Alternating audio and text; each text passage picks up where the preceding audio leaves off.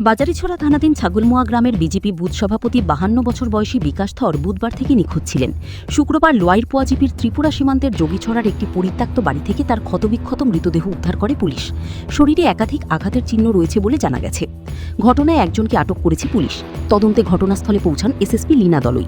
মৃতদেহ ময়নাতদন্তের জন্য জেলা সদর হাসপাতালে পাঠানো হয়েছে। নিখোঁজের ঘটনায় এলাকায় তীব্র উত্তেজনা ও চাঞ্চল্যের সৃষ্টি হয়েছে। ভানুচন্দ্রের রিপোর্ট, আসাম প্রাইম নেটওয়ার্ক।